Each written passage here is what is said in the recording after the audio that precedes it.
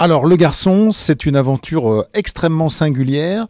Voilà, c'est un objet cinéma non identifié.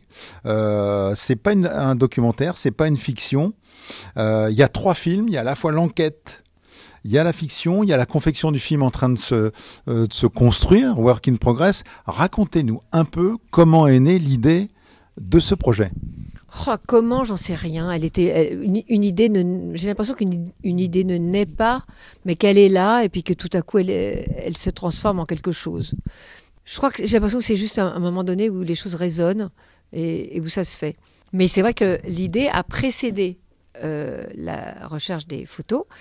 J'ai demandé à Florent de faire le documentaire et je dis ça et après Florent me dit mais non, c'est pas vrai. J'ai dit si, c'est vrai. Si Florent m'avait dit non, enfin, elle m'avait dit je sens pas le truc, je ne l'aurais pas fait, j'aurais pas fait le film. Parce que je connais suffisamment Florent, j'apprécie suffisamment ce qu'il fait et qui il est et comment il le fait. Je savais que c'était avec cette personne-là qu'il fallait le faire. Il y a comment on fait les choses, ça imprime comment ça sera. Mais il y a avec qui on fait les choses, ça imprime aussi comment ça sera. Tout compte. Et donc une idée, c'est qu'une idée, c'est pas grand-chose. Après, c'est tout comment on met tout en œuvre pour que quelque chose se passe. Alors Florent, vous avez embarqué dans l'aventure rapidement ? Oui, de fait, assez vite, parce que quand Zabou m'a invité à participer à ce projet, à faire ce documentaire, qu'est-ce que j'avais en fait ? Rien. Il y avait l'idée du point de départ et donc de trouver un inconnu et trouver donc un lot de photos sur lequel on trouverait un personnage, quoi. Donc je me suis mis déjà en quête de trouver un lot de photos, enfin tous les deux, mais finalement j'ai dû trouver 3 lots de photos. Et le film s'ouvre d'ailleurs sur cette scène de Zabou qui découvre les photos que j'ai trouvées et on s'arrête sur ce garçon qui est la majorité des photos de ce lot, c'est ce garçon qu'on voit grandir au fil des années. Et très vite, donc, j'amorce mon enquête. C'est-à-dire que moi, mon point de départ du documentaire, c'est de mettre en recherche de ce garçon. Donc, moi, je saute dans le bain tout de suite. En fait, Zabou, toi, tu m'offres le point de départ d'un film, quoi. Tu m'offres le point de départ d'un film et d'une aventure. Donc, j'ai plus qu'à commencer. Je ne peux rien écrire. Il faut que j'explore les photos et que je parte sur les traces de ce garçon mystérieux, inconnu, avec l'espoir de le retrouver. Mais avec aussi la volonté de faire un film. Donc je me dis, si jamais je ne le retrouve pas, il faut quand même que je puisse ramener un documentaire. Donc voilà. Donc en chemin, je me dis, dans ma quête, il faut aussi que je fasse un film, que je le retrouve ou pas. Est-ce que c'est un peu un voyage donc à la recherche d'un acteur inconnu du cinéma ? Est-ce qu'on pourrait dire ça ? C'est quelqu'un, comment dire, rechercher quelqu'un. Mais rechercher dans tous les sens du terme. Qui il est, le trouver. Est-ce que lui-même s'est trouvé ? Est-ce qu'on le raconte aussi bien en fiction qu'en documentaire ? Et comment est-ce qu'on raconte tout ça ? Parce que le comment est-ce qu'on raconte tout ça, c'est même filmé dans le film. Dans notre film, on a comment est-ce qu'on fait. La démarche elle-même est filmée. Donc on ne peut pas aller beaucoup plus loin dans ce genre de démarche-là. C'est chercher un être sur Terre qu'on ne connaît pas, qui est un inconnu illustre. C'est vraiment le cas de le dire, et qui sera un illustre inconnu pour un peu plus longtemps. Mais à la fois très intime, mais en même temps universel et très populaire également. Moi, j'aime beaucoup le mélange parce que je suis convaincue que les gens sont moins cons qu'on le dit et que ils peuvent accéder à beaucoup de choses. On entend d'ailleurs les gens interviewés par Florent, qui disent des choses d'une grande poésie, d'une grande intelligence et d'une grande finesse. Et je pense que ce film-là, et on le voit avec Florent en fait au fur et à mesure des projections, touche un très grand nombre. Et ça m'intéresserait pas si ça touchait pas un très grand nombre. Pour moi, ça serait un peu raté. Si ça touchait pas un très grand nombre. Je serais très triste parce que c'est l'histoire de tout le monde, c'est l'histoire de chacun.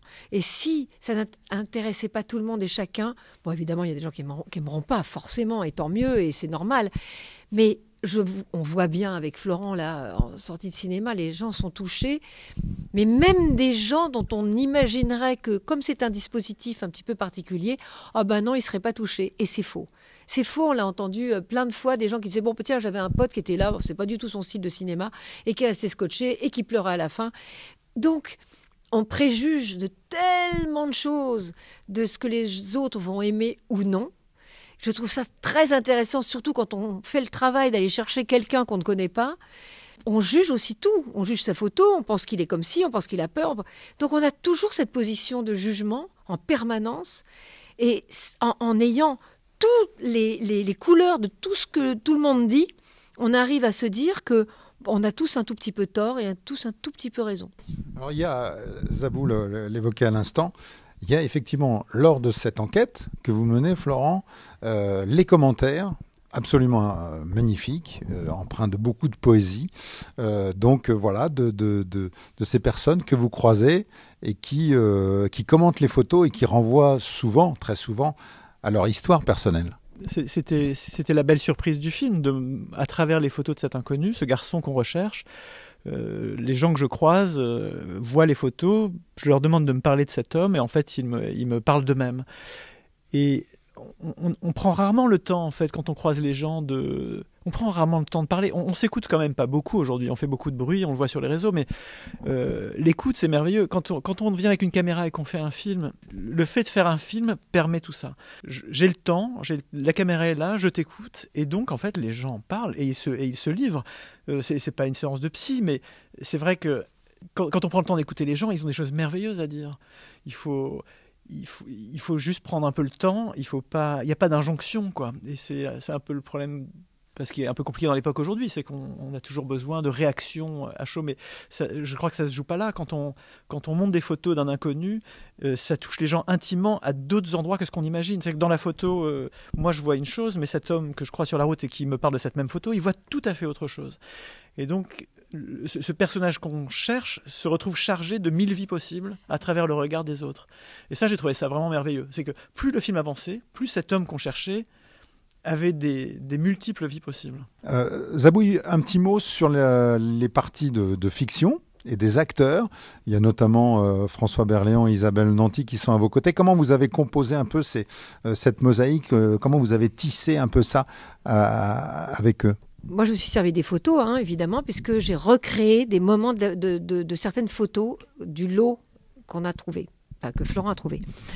Donc, je dis, lui, François, c'est le papa, Isabelle, c'est la maman. Donc moi, j'avais chopé sa coiffure, effectivement, je regardais parce que ça m'intéressait. Comment il est habillé, ils ont les mêmes costumes, il y a les mêmes fonds, on recréait la photo.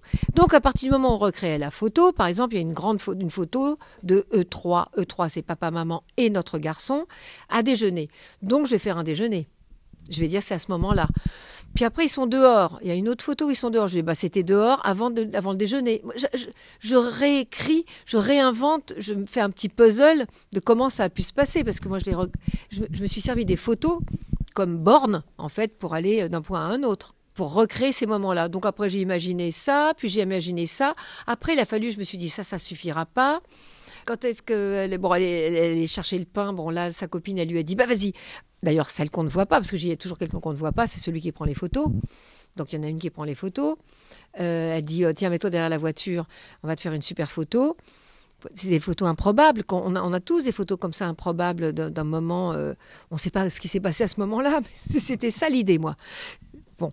Et puis, j'ai rajouté ce voyage, parce qu'en me disant, de toute façon, ça servira. Parce qu'un voyage, c'est du liant. En fait, je voulais faire un lien. Un voyage, ça va d'un endroit à un autre. Et je trouvais que pour un film, aller d'un endroit à un autre, c'est très, très pratique et très, très utile. Donc, c'est hypothétique. C'est du pari aussi. Du pari et il y a un peu de bouteille quand même. Je sais bien que ça va... Évidemment que ça se monte plus facilement.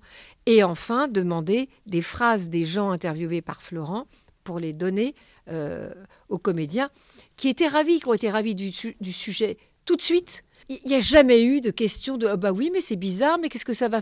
Personne, jamais. D'ailleurs, si ça avait été le cas, j'aurais pas pu travailler. C'est pas possible. Il faut y aller comme ça.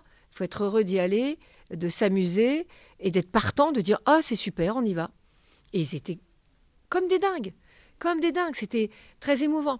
Damien Sobiraf, qui joue le garçon, quand il a vu le film, et encore, il n'a pas vu la version d'aujourd'hui, c'est-à-dire la version finale, c'est vrai qu'il pleurait énormément parce que je pense que c'est un rôle important, qu'il n'en a pas fait au cinéma, que tout à coup il représente quelqu'un, donc il a une sorte de devoir, quoi, comme ça. Et puis une responsabilité, vraiment. Tout à fait. Il a une vraie responsabilité. Je crois qu'il était tout à fait bouleversé de tout ça. Mais nous, on ne savait rien. Les acteurs ne savaient pas, comme moi, on ne savait pas du tout ce qui était devenu, ce garçon.